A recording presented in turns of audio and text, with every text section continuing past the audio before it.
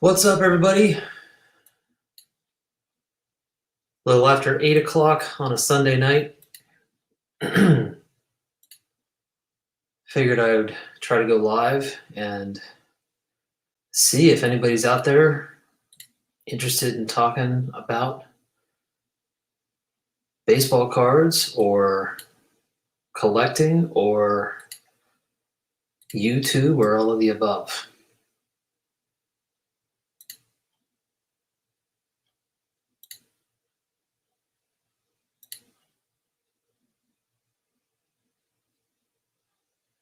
So I'll hang around a little bit here and see if anybody shows up. In the meantime, I'm just kind of looking around on eBay.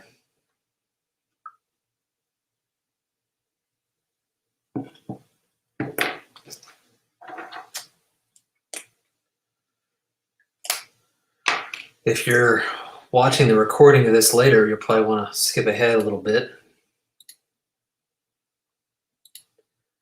These are always impromptu and get started randomly, and little by little people come in and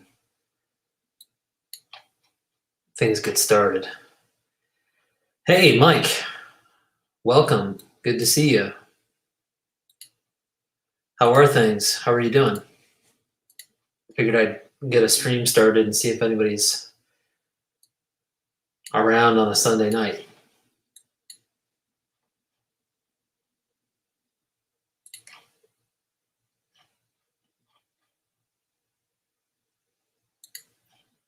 I'm just kind of poking around on eBay right now.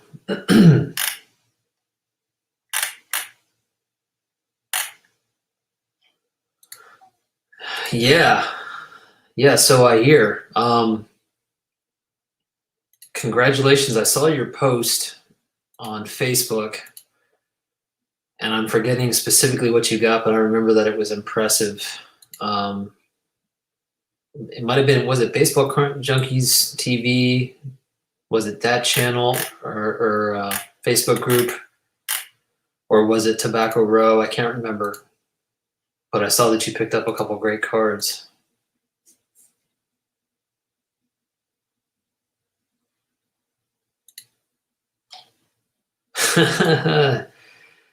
What's up, man? How are you? I just refreshed my subscriptions. I saw you posted your baseball card bin.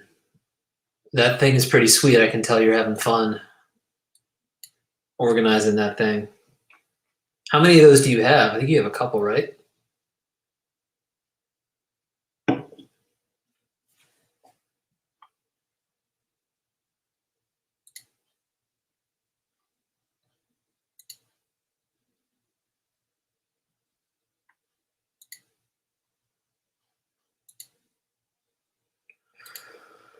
Right. That's what it, yeah, that's right. Okay.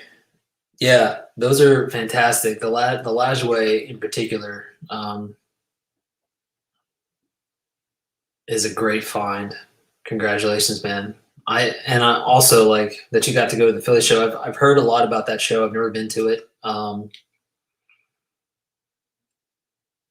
But just to go to a show after this huge mess of a year that we've had, I'm sure it was a lot of fun. Would love to hear more about it. Oh, okay. I see. So, so maybe you're gonna have to get a few more of those. Are those new or have those been around? I had not seen those before. You're the first person I've seen show those cases. Cool. Yeah, I bet. I'm sure the National is going to be even more crazy. But I've only ever heard good things about the Philly show.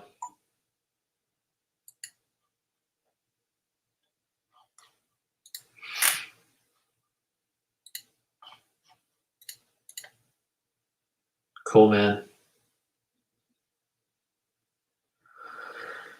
Yeah, from what you showed in the video, it seems like they're pretty solid. And that's like so important for storage.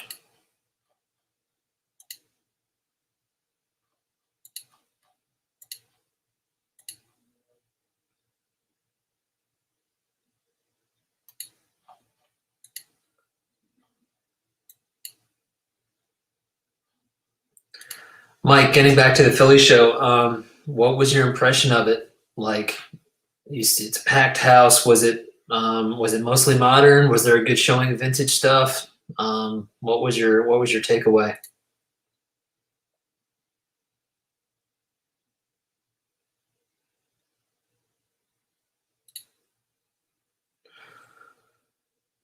Cool. Yeah. You know, along with this, along with this comment, um, the box that I had made for my 53 set, I basically just found a guy on Etsy. You know, I mean, I think a lot of people forget about Etsy, but there's a lot of like wood makers custom like that will do like custom furniture jobs and stuff like that. And I just commissioned a guy like, hey, this is what I'm looking for. You think you could do it? And he was really easy to work with. There's a lot of folks out there that are willing to do custom jobs for card storage. Cool. I'm glad to hear it.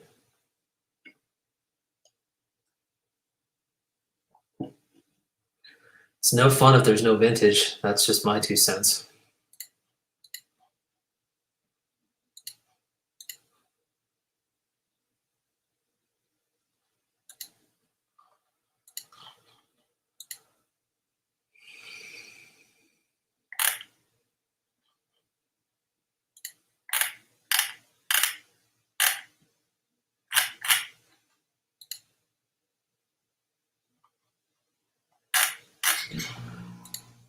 Mike, do you collect any modern? I've only ever seen vintage on your channel.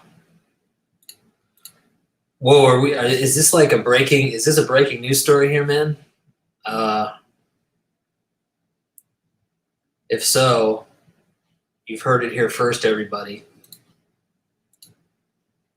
Did you literally just get it? Like, did you just win the auction? That'd be incredible.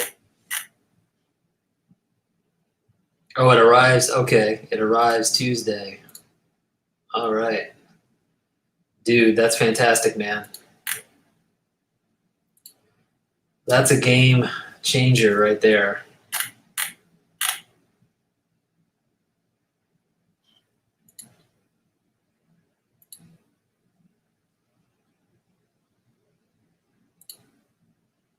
Very little, mostly Yankees. Okay, all right, but you still get a little bit of modern.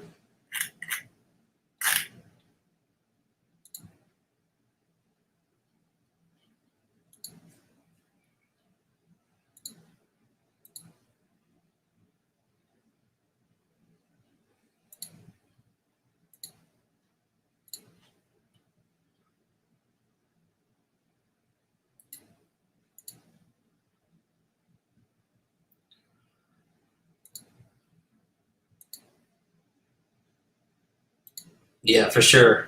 Totally agree.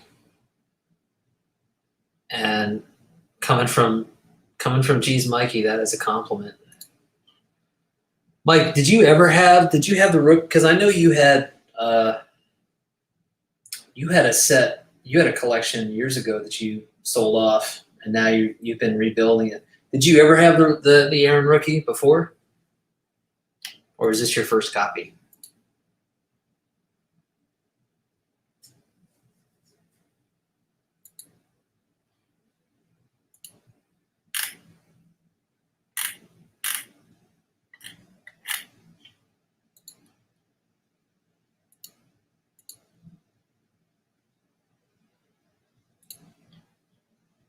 Gotcha. All right. Well, then that makes it even more special. That's awesome, man. Cheers to you. That's going to be a special day when that comes in.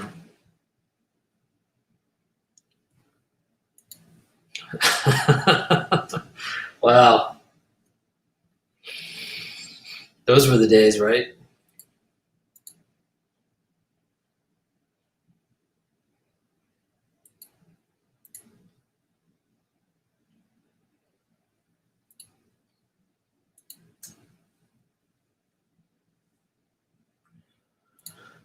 Carlisle, you had the Aaron rookie before, and you just got it back. Okay, that's great, man. I mean, that's obviously anybody that collects baseball cards, especially vintage, but even just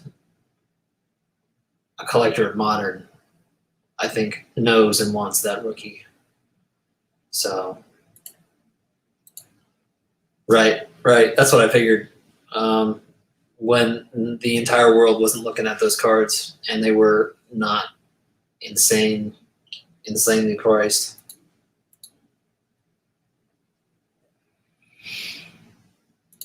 Seems like a long time ago.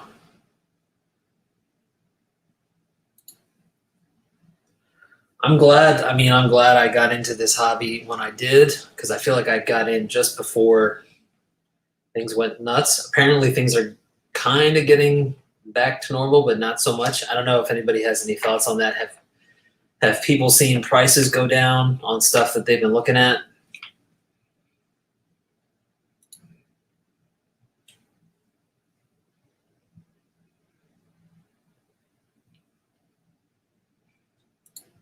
Yeah, that goes way back. That was not yesterday, I'm sure.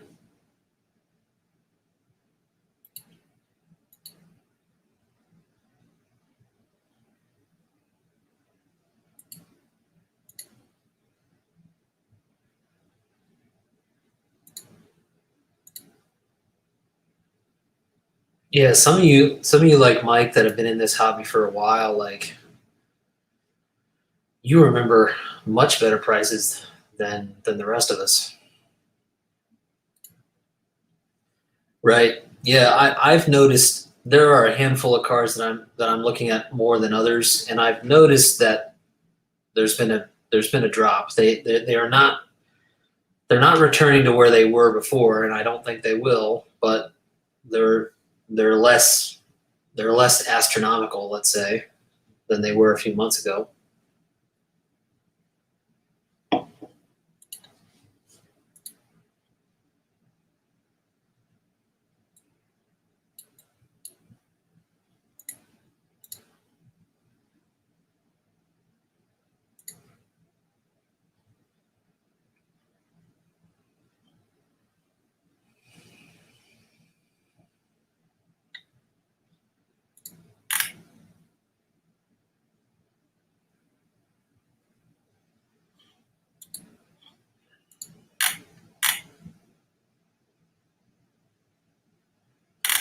Mike, did you get your Aaron rookie on eBay? Was it auction? You know, how'd you find it?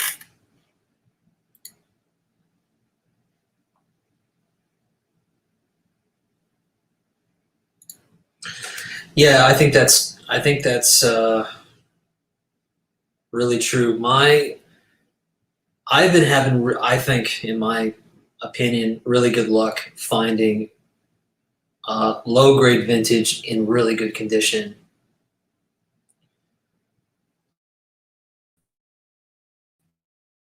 Like generally speaking, the past 6 to 8 months, most of the cards I've been finding are ones, twos, and threes, but they look like fours, fives, or sixes. Um, and I've been really happy about that. But that being said, they're like a, you know, 1 in a million chance of popping up. So it's required a lot of patience. Um, and obviously, not too long ago, you know, like you're saying here, Carlisle, it wasn't hard to find good looking vintage, like mid range, mid grade vintage for reasonable prices. And it seems to be much harder to do that now. I've been happy with the approach that I've taken, but one of the caveats is I have to like get far less than I normally do, but that's fine with me.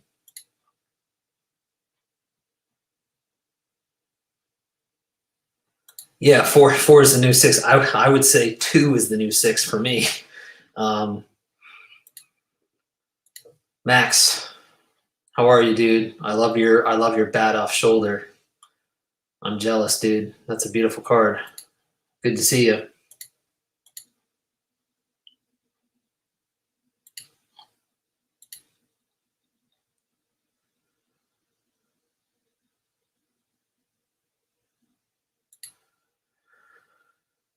Yeah, yeah. I mean, I I don't have a problem with the grading industry or whatever. I understand it can cause headaches and confusion and whatever, but I know what they're trying to do.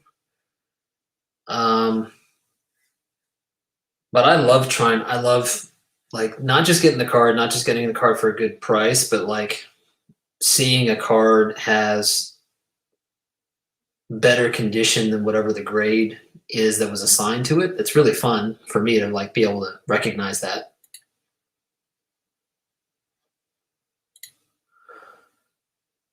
Cool, dude. I'm gonna have to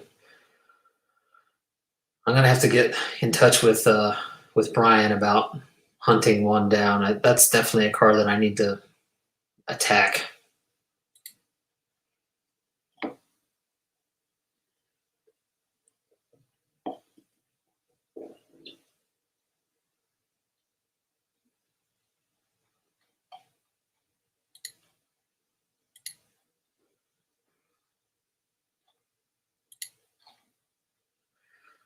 Max, are you going to the national, or is anybody in here, anybody that's in the chat today, planning on going to the national? Just out of curiosity.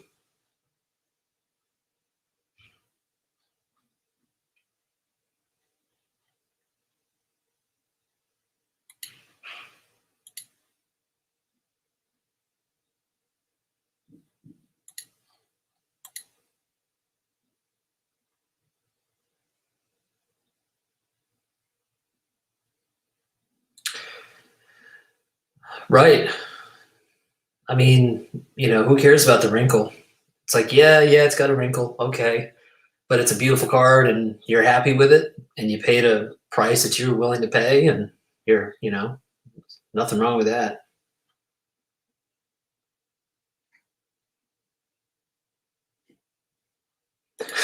Yes. I was going to say, are you doing a bat off project too? That'd be incredible. Yes. But speaking of your project, I think I said this to you already. I assume one of these days you're going to do a project showcase of all those cards. Okay, well that makes me feel a little better. I'm not going to be there either. Looks like Mike can't go either. I'm definitely sad to be missing it. I'll be doing something for Hobby Palooza, which is a um, nice way to feel involved, I guess, even though I can't go. But sucks to not be going.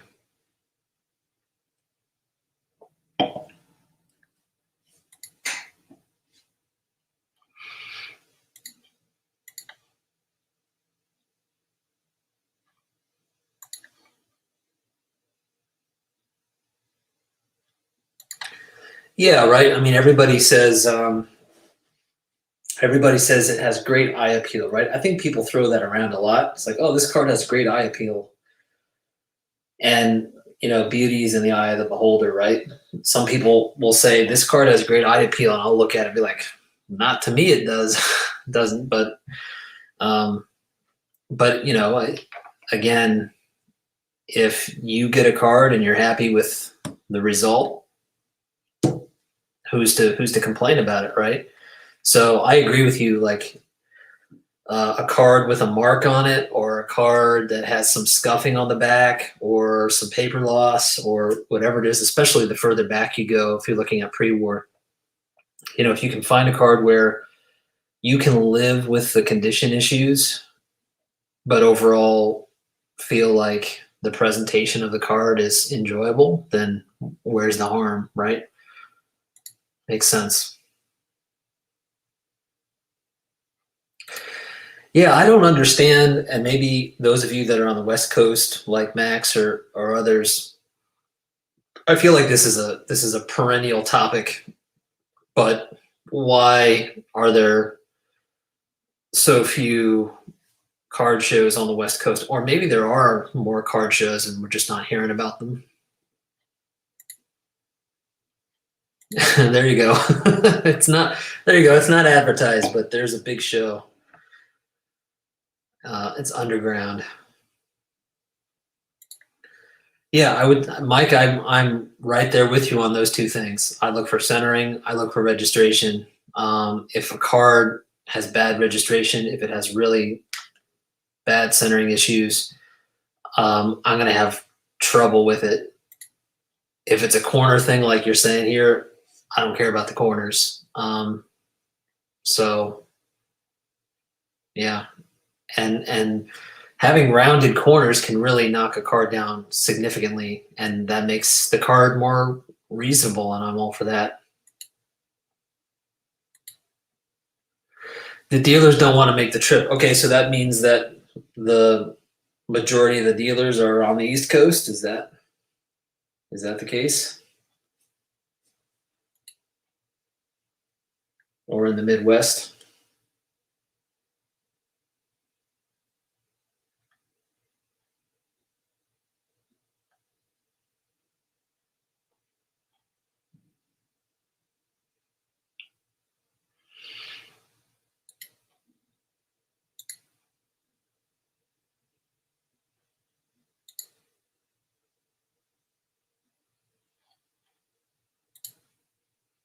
Yeah, amen, Mike. Amen. And the older the card is, the less I concern myself with condition. When I'm looking at pre-war, I'm pretty happy if the card doesn't have wrinkles for starters, and anything beyond that is icing on the cake. If it's got like severely rounded corners, it's like, well, of course it does. Why wouldn't it? And a lot of the pre-war cards will be missing their backs because people were gluing them into to scrapbooks and stuff. That's totally fine too. And I actually like that. Sometimes it feels like I'm justifying it. I'm justifying the condition issues for myself, but I do really like the fact that baseball cards 100 years ago were little keepsakes that maybe people kept, and if they did, they stuck them in a drawer or in a book, or they glued them into a scrapbook, and they didn't wear gloves when they pulled them out of the tobacco packets, and they didn't put them in penny sleeves, and they didn't send them to PSA. They just stuck them somewhere. So of course they're going to be in bad condition.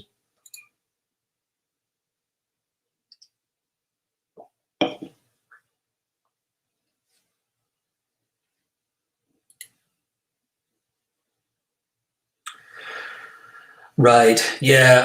I can't imagine like all the stipulations for dealers that they have to go through. Yeah, exactly. Exactly. I remember when I got my E95 Cobb, the back of that card got my brain going about like how I could tell part of the card was exposed, whereas part of the card was definitely covered up over the years. Yeah, yeah. I mean, every set, especially from the '50s backwards, has their own quirks, I guess, in terms of condition, and certainly for the Bowman cards registration. Yeah, yeah, I agree. It's like they cards were just like they were played with, right? And they were not like uh, handled like babies like they are today. I'm astonished at some PSA sixes and sevens I see that have terrible registration. They look, yeah, they look like 3D cards. Yeah, yeah, yeah, um, yeah. Maybe whoever was grading that day forgot to put their contacts in. I don't know.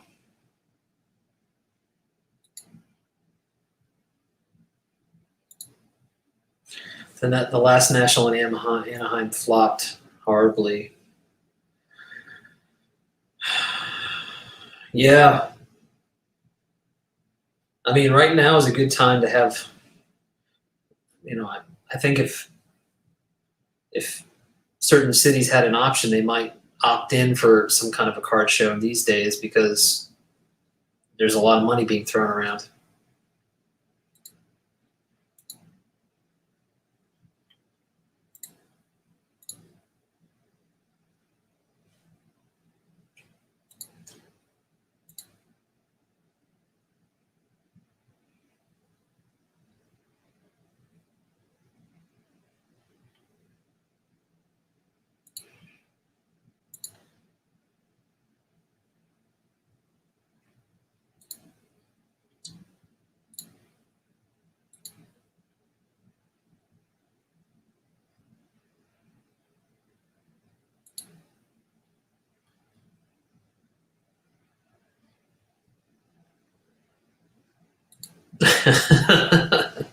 Yeah, oh, touchy subject.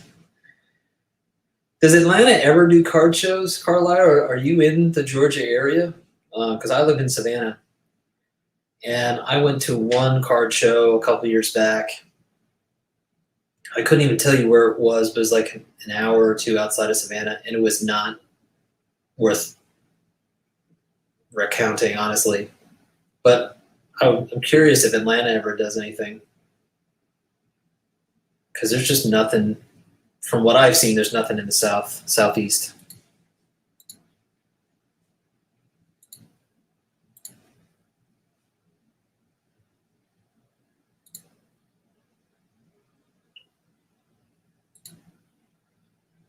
Oh, really? Do you happen to know? I mean, should I just type in Marietta card show? Do you happen to know if it has like a particular name?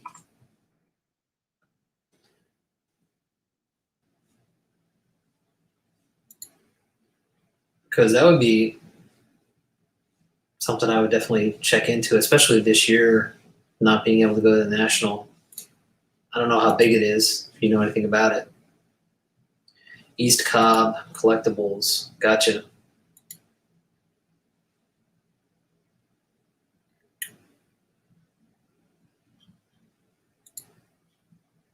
Cool. I just found their Facebook page, which does not seem to be active, but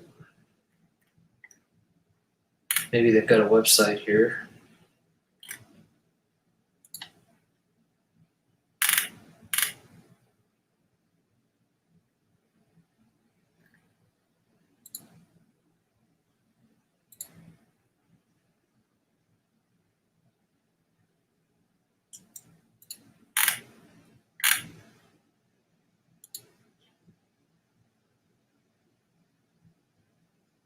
Got it. Okay, cool. I just found it.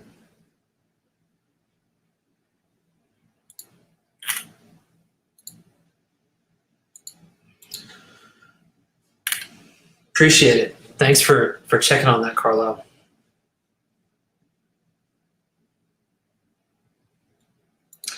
Oh yeah, thank you for leaf cards. I saw that Lou Rock posted a video. I haven't watched it yet, but I didn't realize that that was in Tampa. So I will have to check that out.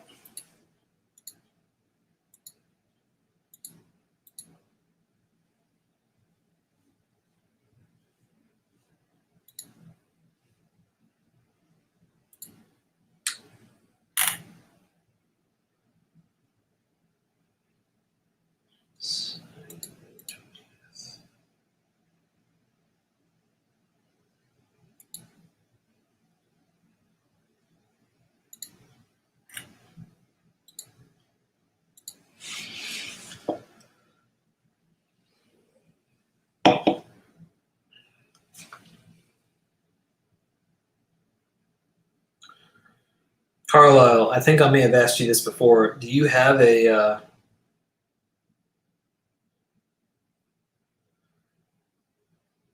YouTube channel? Are you active? Hey Ray, good to see you. Oh man, on my short list here, I'll pull up a list. I have a Max. I have a keynote, like a basically a PowerPoint that I put together with everything I'm after. And it changes all the time. I have not been looking at pre-war much lately just because with prices being what they were, post-war became much more affordable.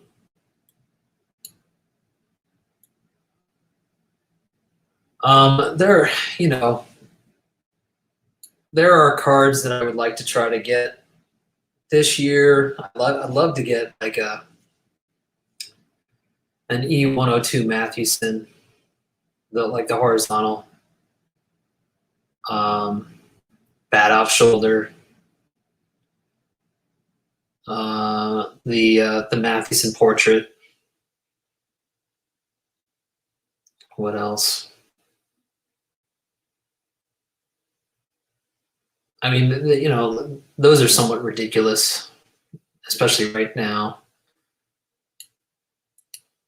The Nielsen's chocolate Ty Cobb. I'd like to pick that up. And then, this is somewhat more obscure. The N321, the SF Hess cards. I love those cards. They're California League cards. They're fairly obscure, but I think they're beautiful. Yeah, man. Yeah, right when the Phillies are on a run, they have to run to the freaking Dodgers. Just our luck. We'll see how that goes.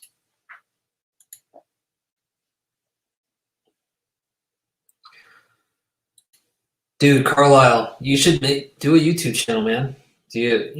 Show some cards. We need some more folks showing cards. Certainly if it's vintage, you'd be more than welcome. You'd have a lot of people interested in seeing what you've got.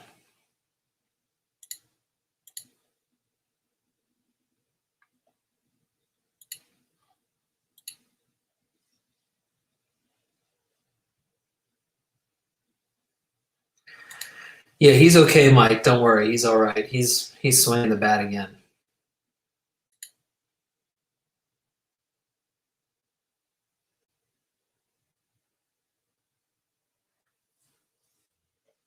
Oh, great. Here we go.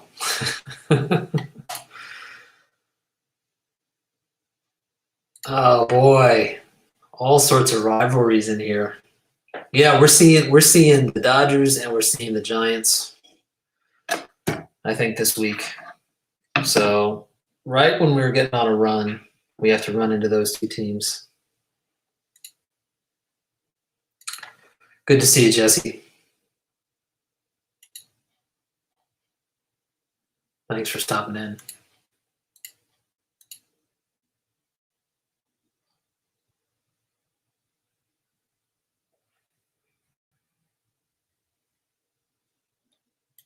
I love your optimism, Ray. I love it.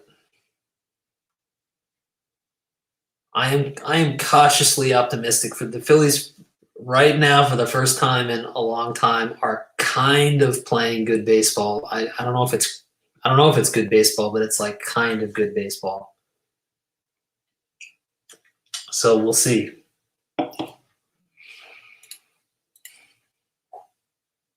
Played a good game today.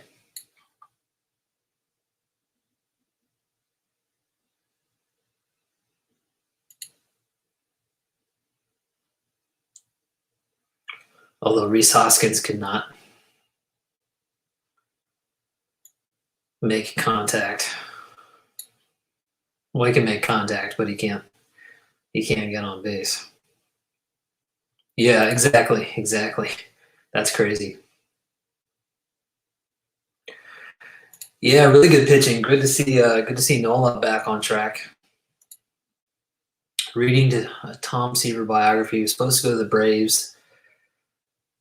The Dodgers snitched when Seaver played an exhibition for USC, negated contract. Wow. See you, Mike. Good to see you. Thanks for coming in.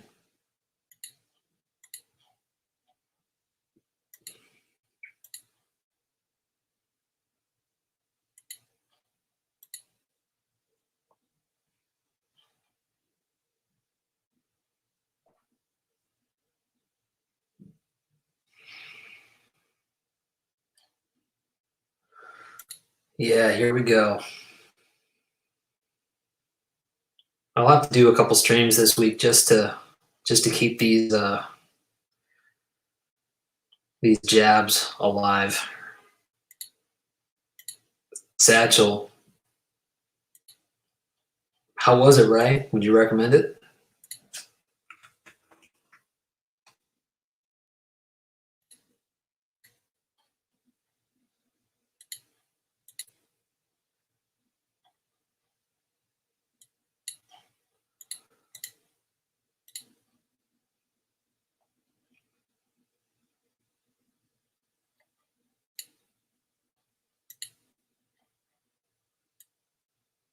I'm in the middle of reading a book by Buck O'Neill. Well, not by Buck O'Neill. It's about Buck O'Neill. What's the name of the book?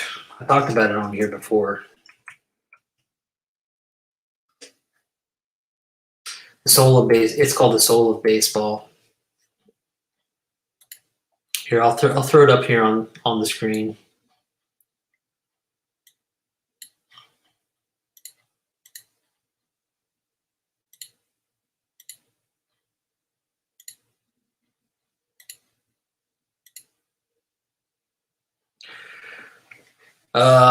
This is not an endorsement or anything.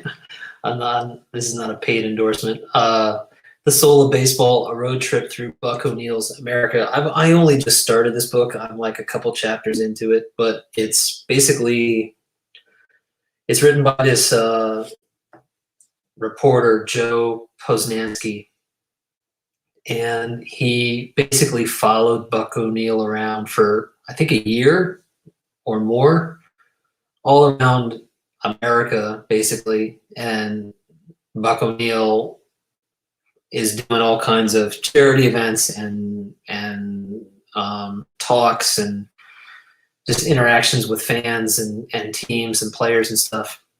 And it's just the reporter's perspective on Buck O'Neill and just like what's it like to hang out with Buck O'Neill, basically, and stories and what he experienced in the Negro Leagues and stuff like that.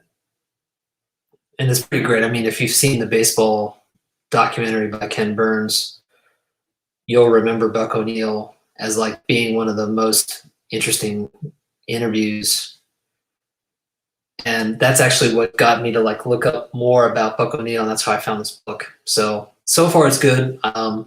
Looking forward to getting back into it. I kind of got sidetracked and was reading something else, but I want to get back to this book.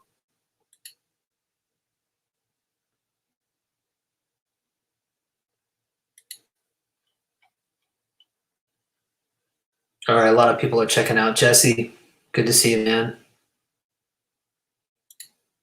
Mikey, take care. Max, take care.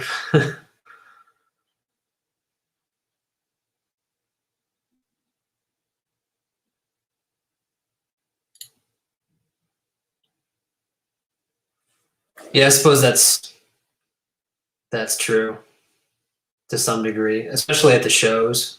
But I don't know. Cheapest Cobb is strip cards, not the most exciting, but hey, it's a card. Yeah, I think that's probably true of a lot of those big time players from that era.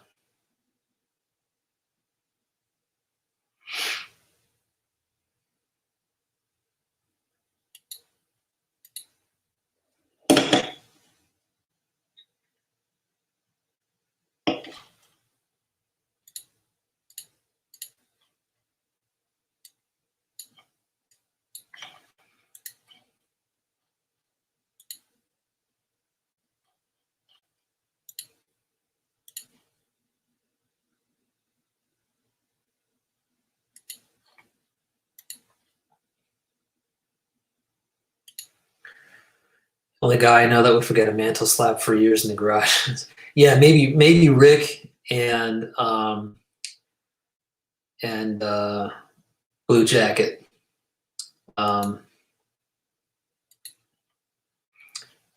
Because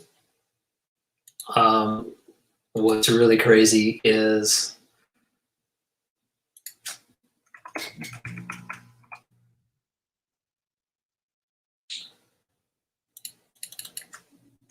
Sorry, just one sec.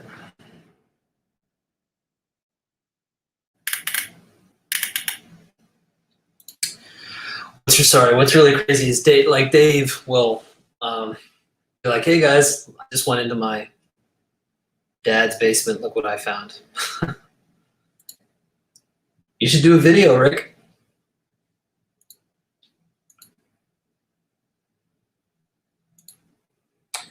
Yes. Whoop, this way. Yes, those are my archival boxes. Will, I have not found a good place to display them yet, so they're just kind of sitting out for right now. I'm having a conversation with a good friend of mine in town. He's a woodworker, and I've been tossing around ideas about a cabinet that I'd like for him to build to store specifically for baseballs. But that's not happening anytime soon. So for the time being, they're just kind of sitting on a shelf back there. Yep.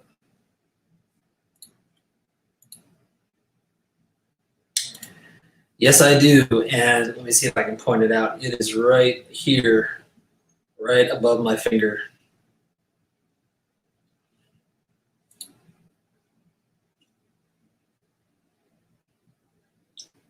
That's the only Matheson I have so far. I'd like to get a few more. He has some incredible cards.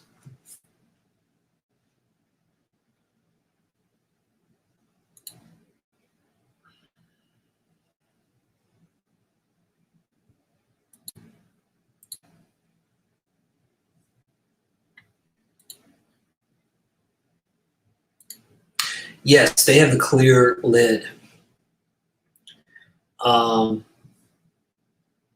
And here I can show it to you real quick.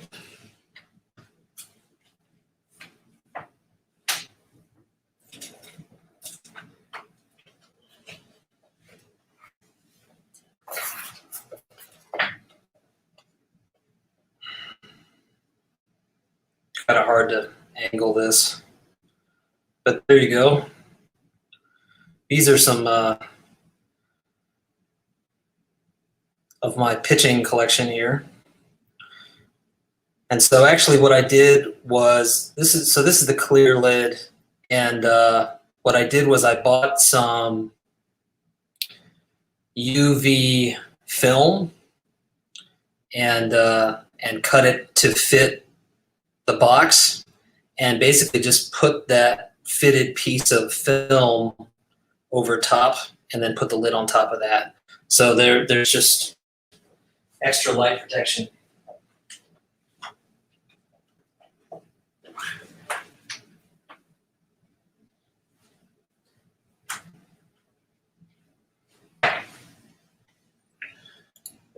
Yeah, that's a good idea, man.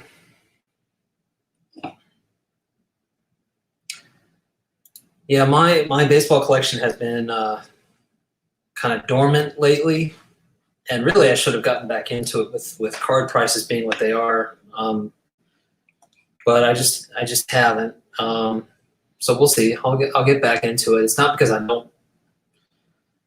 don't want to. It's just just another project that's kind of on the side right now. So the phone protects from the light. Great idea. I want to explain a bit more about. Yeah, you should worry about light. Always worry about light. And honestly, you should worry about light for baseball cards too. Too much light is a problem. So I've got all the lights on right now, but normally this room is extremely dark, and I've got blackout curtains, and this is a temperature controlled room.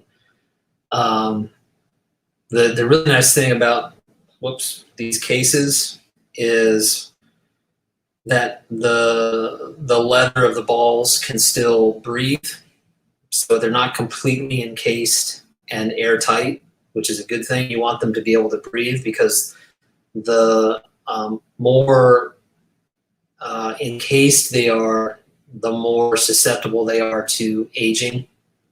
So as long as they're breathable and you have like UV protection on them, and they're away from light, you're good to go. What's my favorite autograph ball? I've got some great ones. You know, I've got Mickey Mantle, I've got Joe DiMaggio, I've got Stan Musial, I've got Willie Mays. Who else do I have?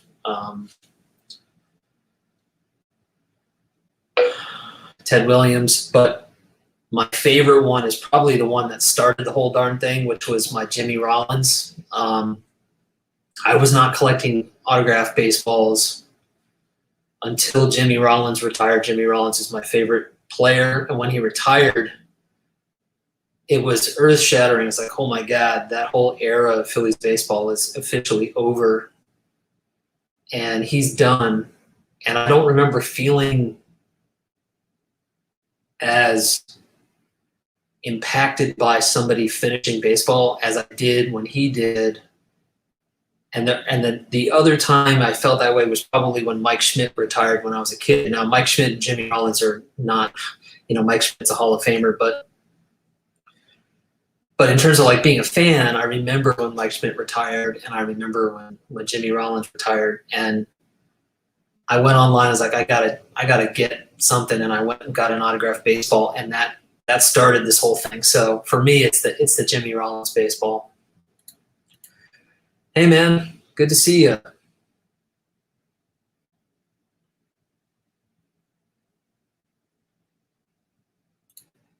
Cool, man. Well, there you go. I mean, if your cards are in binders, then you're set. It's official. Rick is expecting a beer from James, so it sounds like that is an agreement. Got one of the single boxes from my dad for his Ripken ball. It's perfect. I need to get one like you for multiple baseballs. Yeah, I used to have all the cubes, and I'm not gonna knock the cubes. I think the cubes are fine. But I went down a rabbit hole reading about storing baseballs, and one of the if you're gonna pick on cubes, one of the downsides of the cubes is that they really don't promote, like I was talking about before, allowing air in to keep the leather from aging prematurely. So a lot of people will recommend like drilling a hole into the cube to get more circulation in there.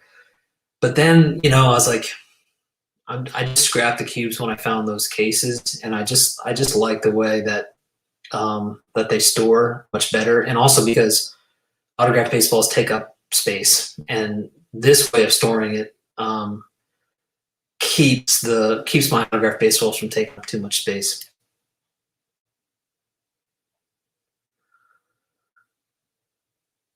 Cool, Carlisle. If you're talking about what I think you're talking about, there's a really great painting restoration channel, and the name escapes me. If you know it offhand, let me know. But I've watched a YouTube channel recently about painting restoration. I thought the same thing. Watching that video is like basically somebody's going in and touching up a work of art, and they're not taking like artistic license, but they're like taking the cue. Like if there's like a portion of the image missing, they'll take their cues from the surrounding area and kind of fill in the gaps, and they're basically just like repainting that part of the painting, right? And they're actually being paid to do that by whoever owns the painting. And of course, one of the stipulations is that, and this I did not realize, and this is kind of cool, is if you wanted to, years later, you could remove that restoration work and restore the painting to the original state before somebody tried to fix it. That's a lot of work, but like, yeah, why are we so paranoid about that with baseball cards when people do it with paintings? I think the first reason that comes to mind is because, well, baseball cards are not paintings. They're manufactured copies, and the condition of one versus another, it's not a one-time deal. But I don't know. It's definitely an interesting topic.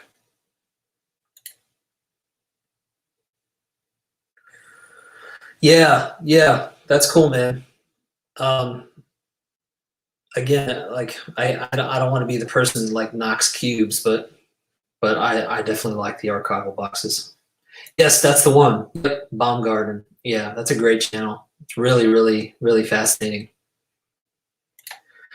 That this is from Michael's. Yeah, so if you go to Michael's or Hobby Lobby, they'll have a frame section, and they'll have all sorts of hobby frames in there. Yeah, exactly. I think it's because again, there's so many copies, right? And people want to know what they're getting, and they're going to pay more based on the condition of the card, but they're paying more because the condition of the card is unique,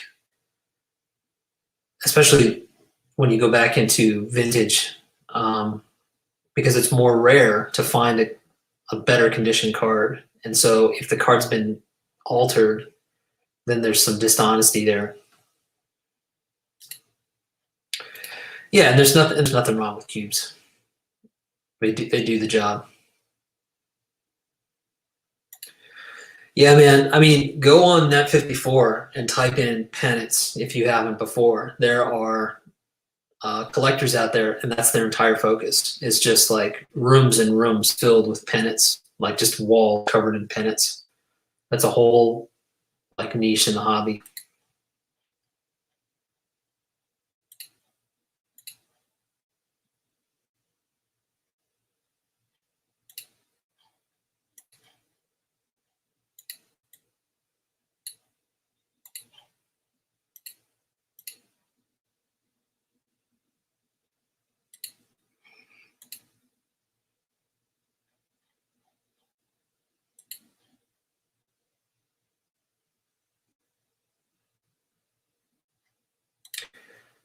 Hey Gary, yes. I mean, I'm not an expert, but from this YouTube channel that we've been talking about, the guy um, like includes all that information, like who the original artist was, when it was restored, who restored it, what materials they used to restore it, etc., etc. And you know, the whole idea is if 20 years later somebody wants to undo it, they can.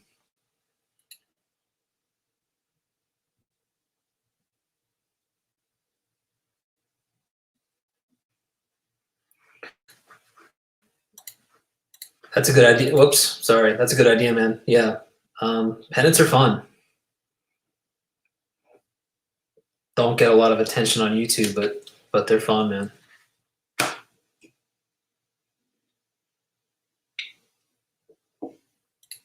Yeah, exactly. Like this guy's whole process on his channel, or not on his channel, it's like what he does for a living, is um, not to permanently ruin the painting. Um, everything that he does can be undone.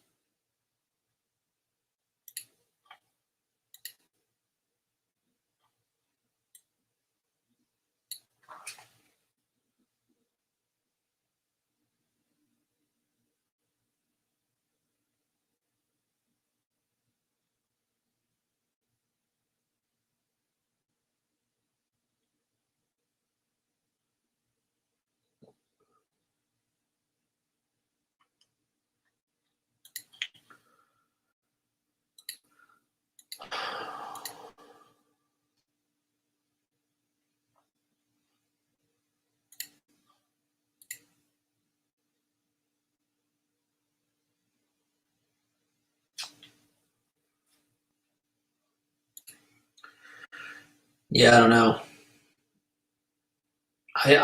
All I know is it would definitely be controversial for that concept to come into the card world. I don't think it would go over without some serious debate.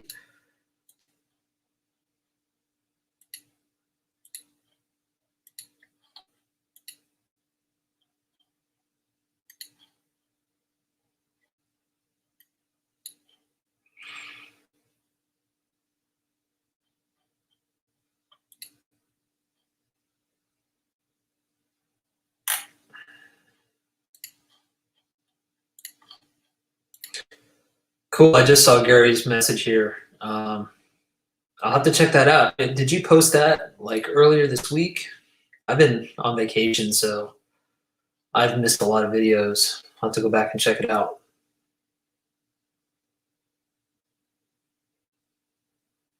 Just kind of scrolling through my subscriptions here, see if I can find. Oh, is it? Well, here's your.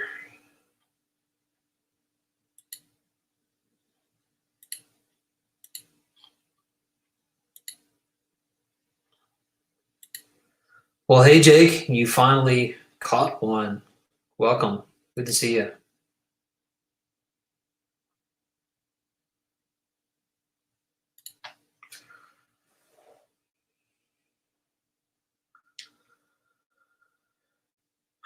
Oh, sure. Um, I'm no expert because I don't collect modern, but even with my limited knowledge, I mean the Trout, right? The Jeter, um, the Griffey. What other ones come to mind right away? I mean, potentially the Soto, the Acuna. There's going to be cards that we have to wait and see just how real the potential longevity of these guys' careers is. But um, we know that with certain players, the legacy just grows over time. So it's a matter of time. But as commonplace as some of those modern cards are, they become iconic over time just because you associate them with the growth of the player's career. So we'll see.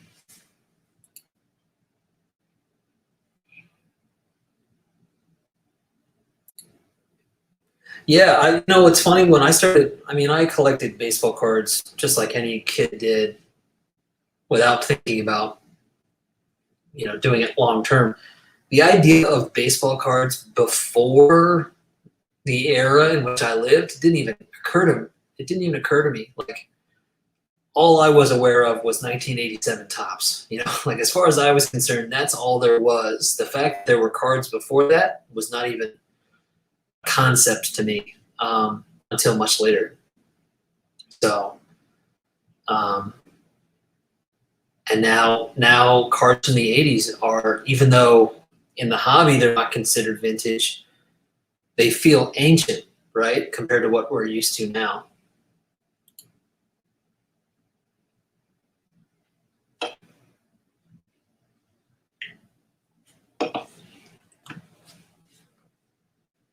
Yeah, right. 1987 tops forever. I'm so glad that like that was the set that I started with.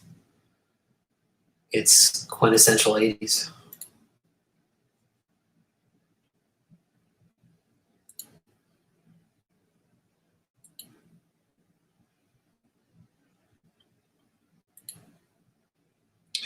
Um, Elite Hunters, if you're still in here, is the video that Gary was talking about, is it famous nicknames in sports? Is that the video?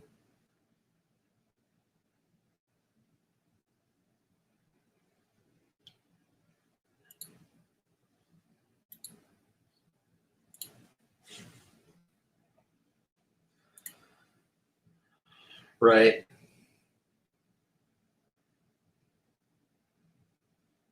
Man, Gary, you started when I was born.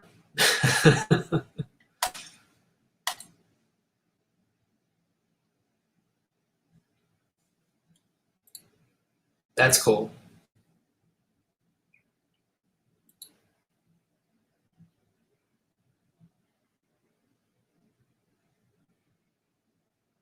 Well, we got 15 people in here. Welcome, everybody. Those of you that are quiet but viewing, welcome.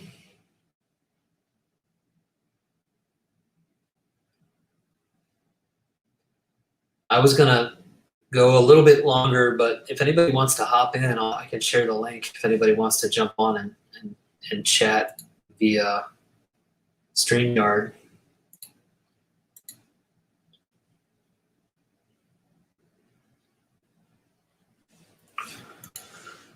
But it's been going for about an hour now.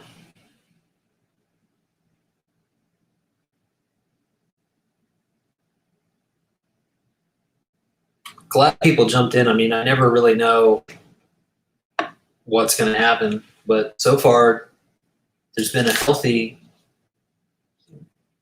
dozen or more people coming in every time, just shooting the shit, which I appreciate. It's a lot of fun. Okay, thank you, Gary. Third video back, the Dallas Card Show. All right, I'm going to go open that up so I can take a look.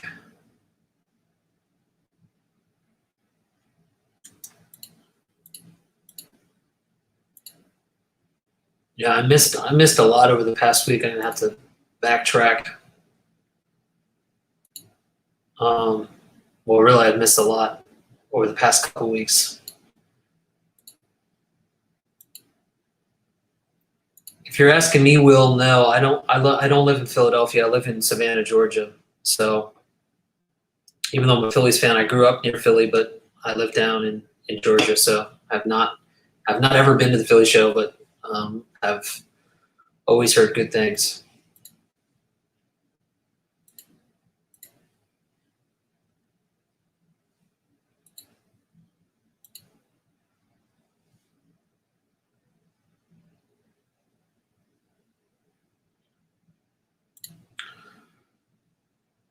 Cool.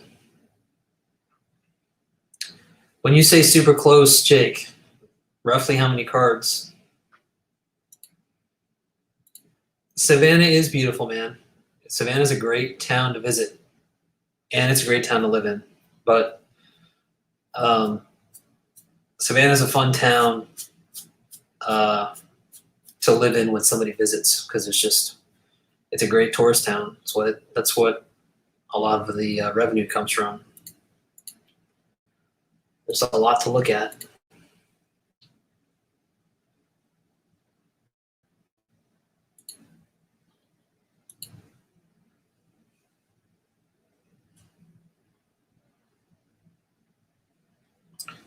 Hey, appreciate it, Gary. You take care.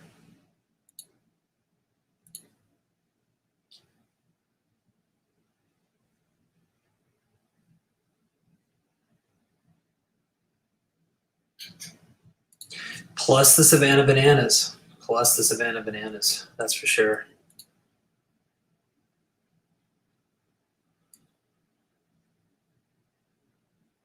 Yeah, their stadium's not too far from where I am right now. 20 cards, man. That's great.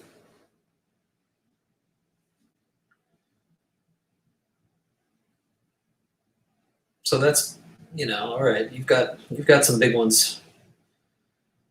Well, Mays. The rest of them are doable. And then the high numbers. It's always the high numbers, right?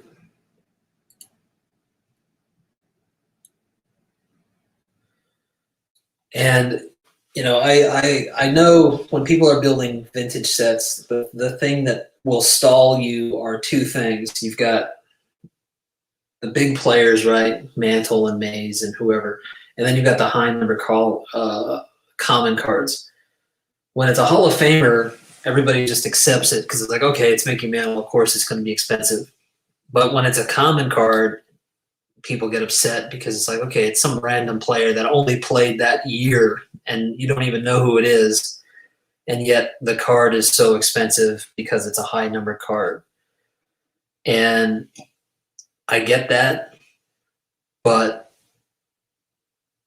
that's like if you want to be a set builder, that's what you accepted when you said I'm going to build that set. You accepted that there's all kinds of crazy stuff that goes along with building that set, including the fact that some of those cards are really rare, even though you may not think the player is that important, and they aren't in terms of their baseball, record or whatever. But it's like, yeah, but that's part of building the set, right? Is like going for those cards. So it's kind of a mixed bag, I guess.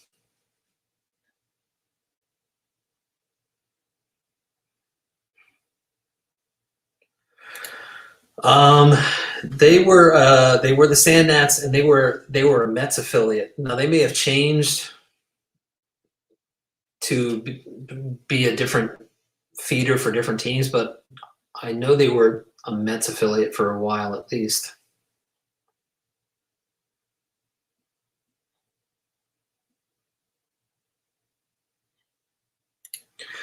Or the double whammy with the 52 Eddie Matthews high number Hall of Fame rookie card and the hobby's most iconic. Yeah, exactly. Yeah.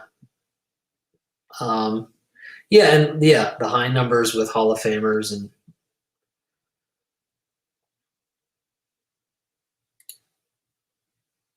yes. Yeah, definitely.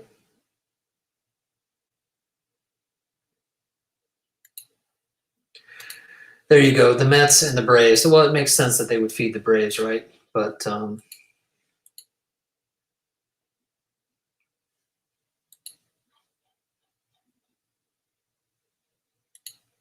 there's a lot more excitement at the Savannah Bananas games than there ever was at Sand Gnats games.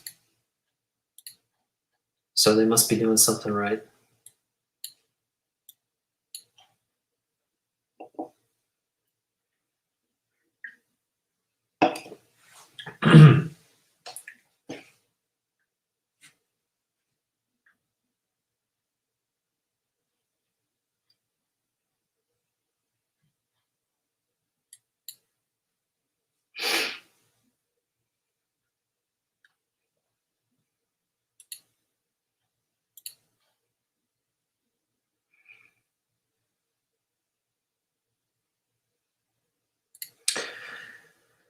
I have the 52 Matthews on my short list. I have not looked at the prices for it.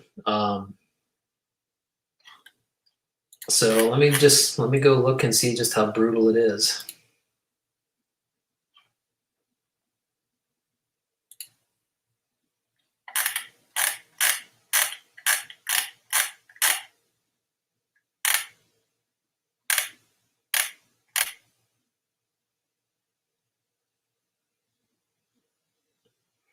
Or it's 50.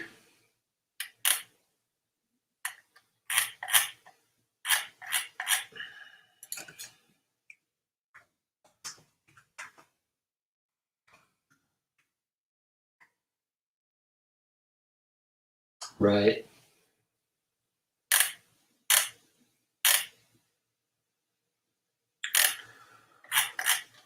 Let's see here.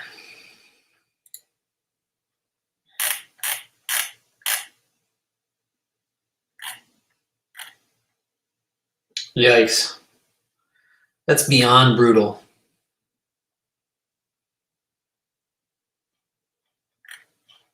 That's beyond brutal. I'm just going to share that. I mean, and this is not to say that this is the best card you can find, but I mean, look at this. Wow. You could buy a couple Ty Cobbs maybe.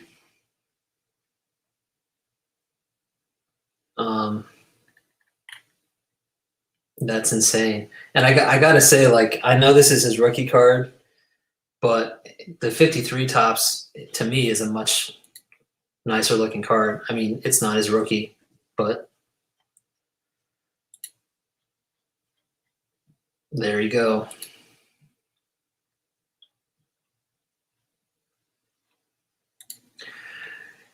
You're not weird, man.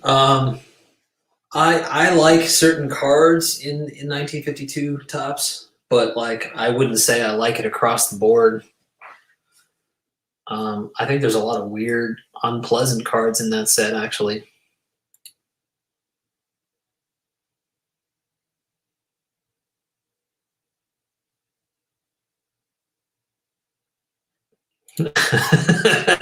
Hey, man, I'm happy to contribute to the Corona effect on that the hobby has been dealing with these past several months. I think we're coming out of it, though. Yeah, and honestly, like even 53 tops, there's a lot of cards in that set that I don't like, but the 53 Matthews in my book beats the 52 Matthews, just in terms of look. Like obviously the rookie card is way more desirable, but I mean, come on, this is a beautiful card.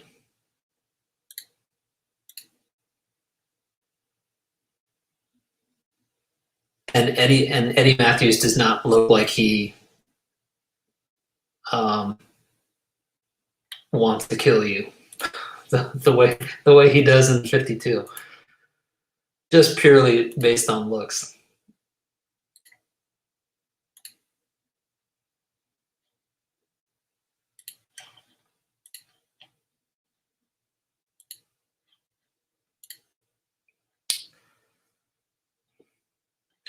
Yeah, yes. The Sam Jethro card is so cool. Are you kidding me? Look at this card. This thing is eye-popping. Boom, look at that thing. Oh, you can't even see it. I forgot, I'm not sharing my screen. Here we go. Here's what I was freaking out about. Look at that thing. That is a beautiful card right there.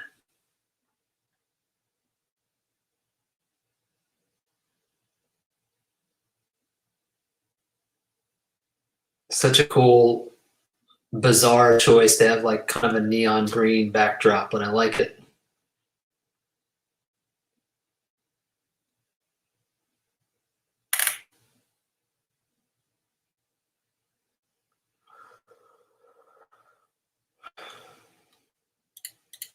Yeah, see, I can't do that. I cannot do that. I cannot. I mean, I respect it, like, building a player run, um, or like building like a team set, or finishing a card, like a set for a year or whatever. But like for a player,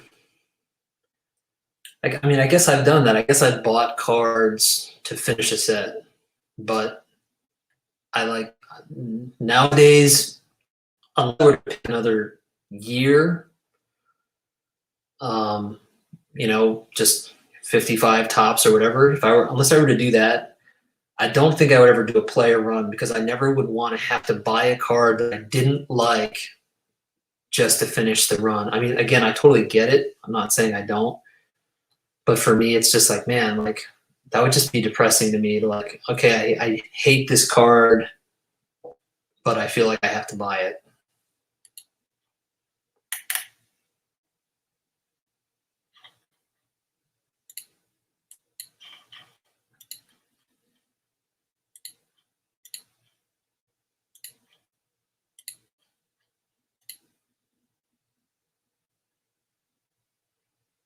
Yeah. Hey, Carlisle, no one is saying you have to buy all the Aaron cards, okay? Like, you can still, you will still, I think you're still considered a vintage Braves collector if you don't have all the Braves cards there. It's settled. And yeah, that like, there's some really bad Hank Aaron cards. That's okay. Hank Aaron's the man, and his rookie card is like, for me, one of the most beautiful cards ever made. But he has some crappy cards. Why buy them? But yes, set builders are OCD. Yeah, I mean, when I built my Bowman set, it's like I was glad, because I actually like all the cards in that set. Even the common cards are awesome, but I was really OCD about the condition. and it's fun to get really nitpicky about stuff. It's part of the fun of the hobby, I think. At least that's what it brings out of us.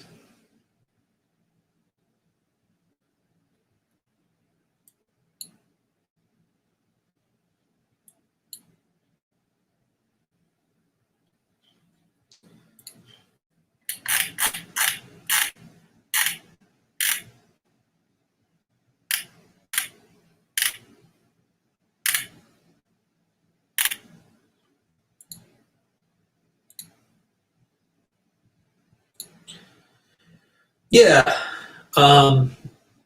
you're a set collector for sure. You don't have to get the variations in the error cards. I mean, there's a certain level of um, obsessiveness, I think, that goes along with it. You know, like for me, the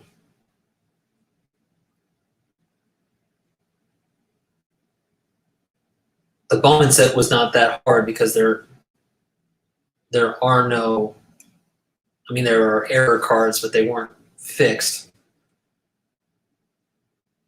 And there are Bowman proof cards that were designs that were never released publicly, but that exist in the market. But I'll never get those because there's only like a handful of them, and they're astronomically expensive. And there are salesman. I think what are they called? They're like salesman proof cards, which anybody that collects 50s baseball cards, like for example,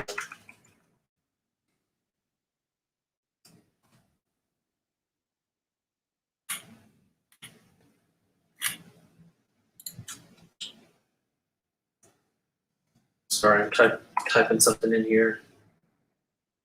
They're called Salesman Samples.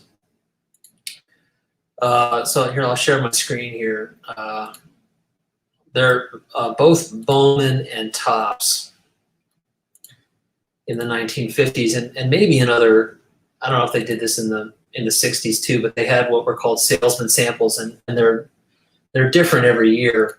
But the idea was that they would send out these cards to stores,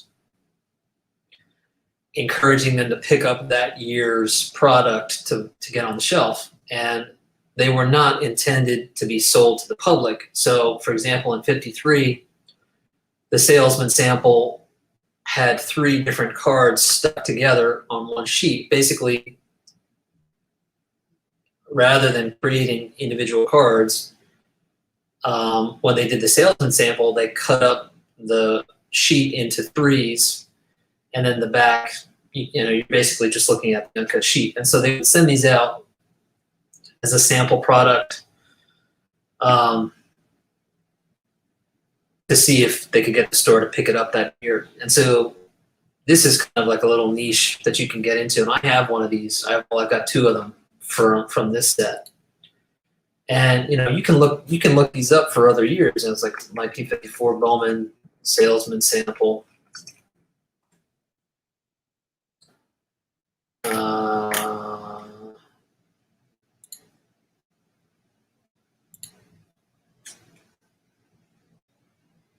Here, so here's one from 55.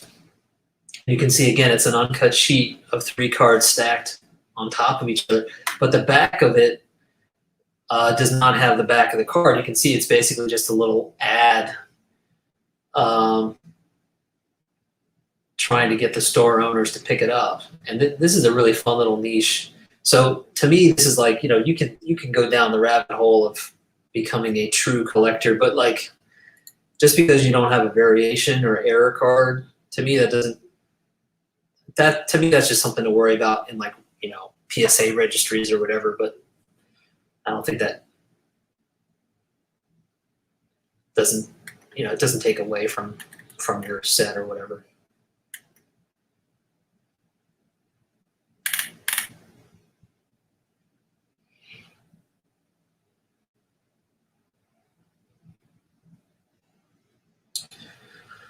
Yeah. I think it's kind of forgotten, there's all sorts of opportunities for them to make unique kind of side products.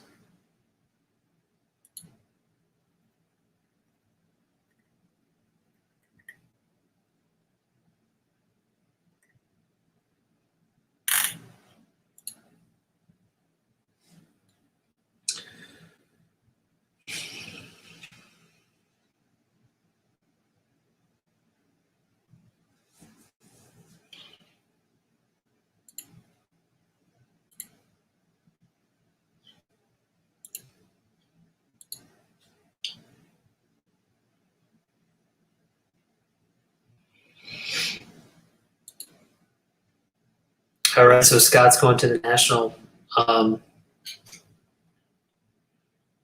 Who else in here is going to the national? I asked that earlier, but we have some people that have rotated in and out.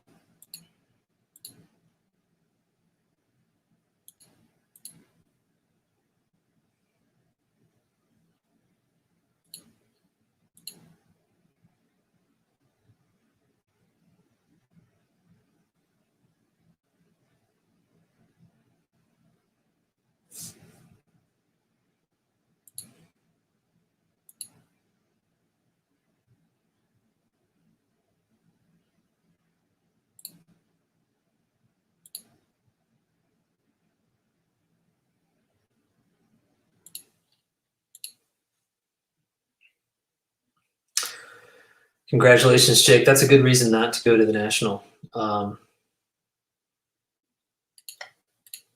Really, man? That's cool. Yeah, I think I don't know. I'm getting the impression that there's a significant chunk of the community that's not able to make it this year,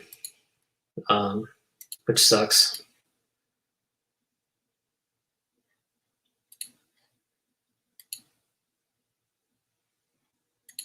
Yeah, that's a good reason not to go.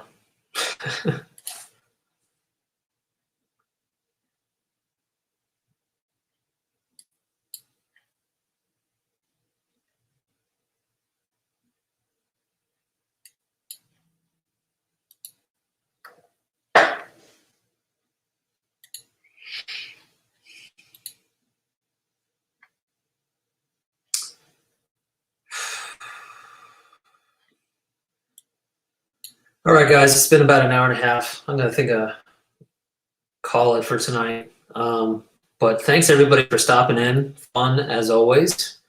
This next week I have off, so I may do more than one of these this coming week, probably Tuesday and maybe again sometime this week. So usually evenings. So if you're around, pop in, say hello, and I'll share the StreamYard link, which I forgot to do tonight. But great to see you all. Have a great start to your new week. Take care and see you all soon.